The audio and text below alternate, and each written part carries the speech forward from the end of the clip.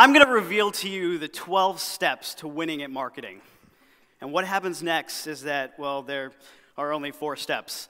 Create, share, some kind of magical process, and profit.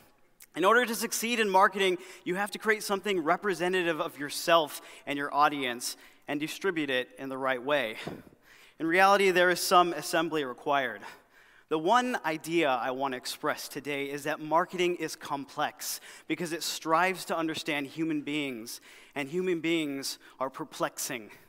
But you have the tools to understand them. You just need to look for the right things, and there are 12 steps. We'll start with the voice. Who are you? What can you promise me, and how can you live that promise every day? Corporations may or may not have human rights, but they're filled with people who strive every single day to live up to the ideal of their organization.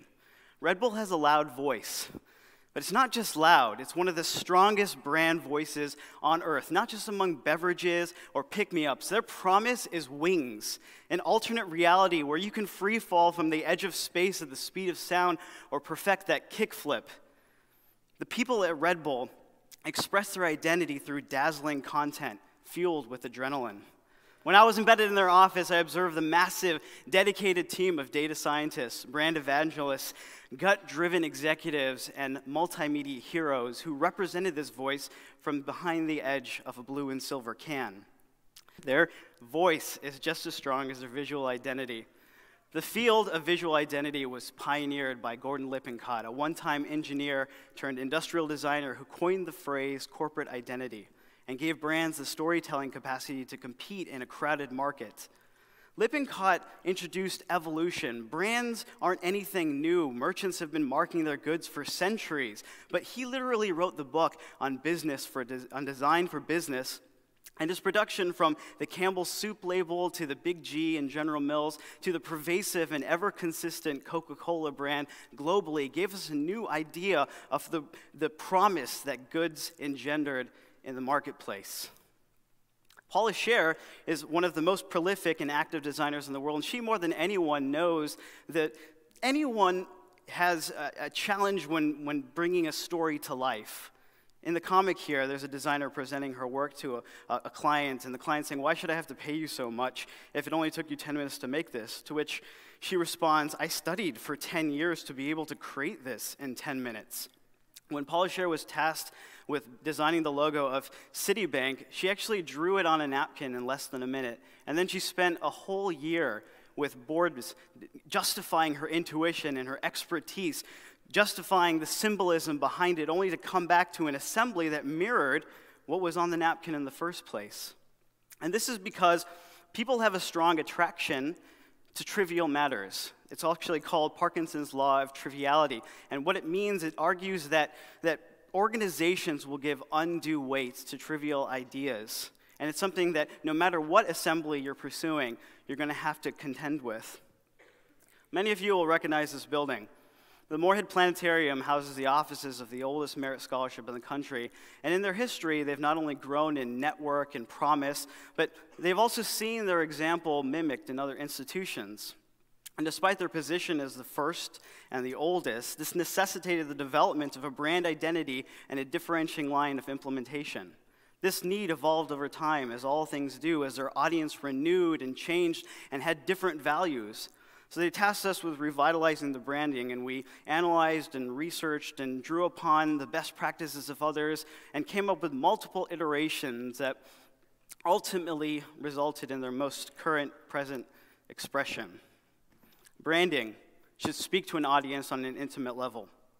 It should evoke an emotional response.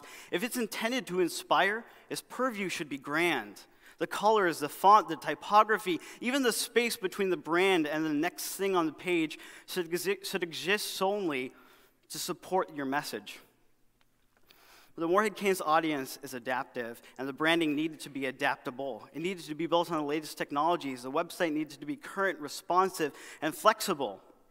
So that whether a high school was looking at the website for the first time on their smartphone or an alumni was considering a generous gift from their tablet device, the gravitas of that institution was alive. If there's one thing that has completely revolutionized marketing strategy. It's the abundance and accessibility of data.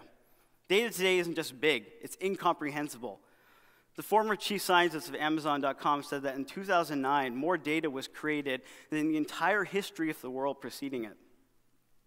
It's the proliferation of pocket computers that are all interconnected with sensors all over the world that have unleashed a flood of information so violent that even the metric system struggles to define it.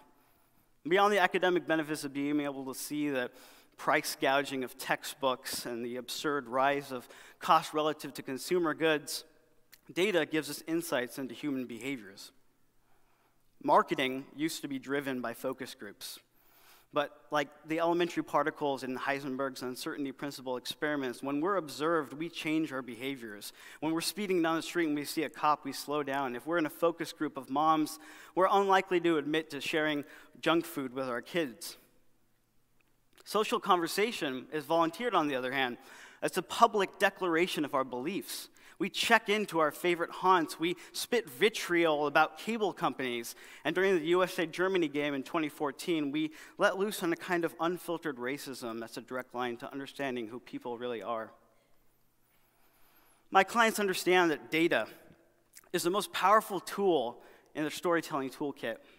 Pfizer got rid of the Viva Viagra ads when they realized that men were searching on Google about questions about ED that were completely different from what they were saying on forums. We built a model for Warner Brothers that predicts future home video sales with 90% accuracy based on social conversation and public data. Red Bull will look to see what the most happening place on a campus is based on location service check-ins and send a wings team over to make it a party. The data exists because media channels have changed the way we consume and share information. If you haven't seen a PESO model in your marketing classes yet, you will. It stands for paid, earned, shared, and owned. And it stands for your advertising, which is scalable, your external endorsements, which are credible, your shared media property like social, which makes you authentic, and your website, which is where you define who you are. Campaigns have to be integrated today because your target audience never stays in one place, and they all like different things. We worked with 180LA on a campaign called 2 Days to Beat for HP. They made a laptop for young people. It's a tablet and a computer in one, and they wanted to prove how powerful it was. So they recruited Clamps Casino to produce and Vic Mensa to MC, and they asked people to comment on YouTube and turn those comments into actual music. And they live streamed the creative process over the web for 2 days and showed how artists and millennials could bring a product to life through art. They surrounded their audience with this message. And the reason they were successful is it was born from hard work and insight. Sometimes the task is even greater. Dove used to be the #1 brand in men's body wash. Procter & Gamble was going to scrap the Old Spice brand, and my friend at Wieden+Kennedy knew that the audience, which was made up mostly of women who make the consumer decisions in the household, needed to be talked to. So they came up with this campaign. And it had kind of Keanu Reeves sort of character, surfer dude, speaking directly to the audience. But they hadn't defined the brand voice yet, not until this guy showed up and said, "Look at your man, now look at me, now look back at your man, now look back to me." This is Isaiah Mustafa, and the rest is history. The steamy Old Spice Super Bowl ad went viral.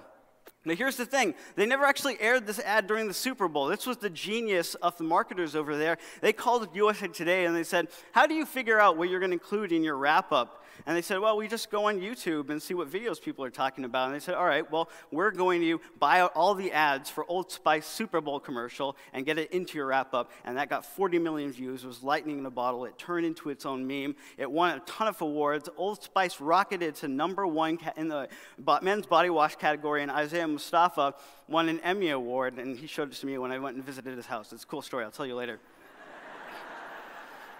So if I learn all this now, I'm done, right? Kind of. New things will always emerge, but the one thing that will never change is that marketing is an effort to understand human behavior. Technology and media will evolve. The future of Facebook is it will become infrastructure like email, right? We'll use it to sign on to websites. And augmented reality like the Oculus Rift, which I tried last week, will change the way we consume media. I did not want to take that thing off.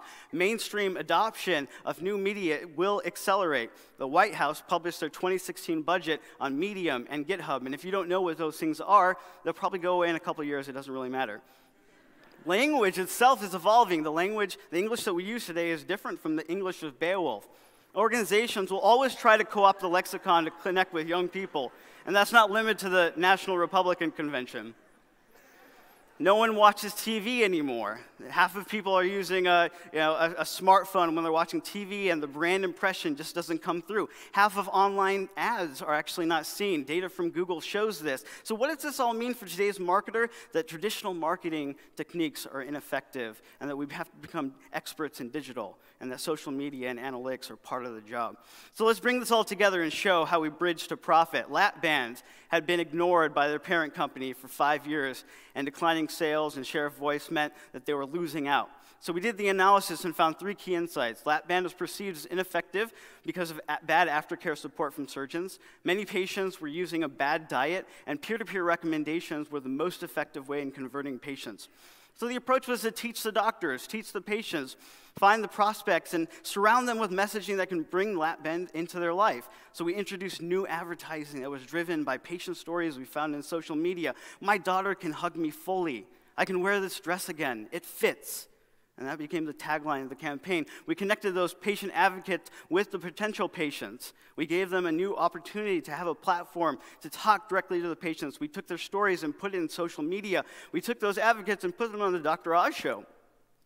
And then when people went online afterwards to find out what this whole Dr. Oz lap band thing was, we had a bunch of paid advertisements that directed them to a customized experience on the website. And it was skinned as seen on Dr. Oz, and it had the brand voice, and it had that compelling story.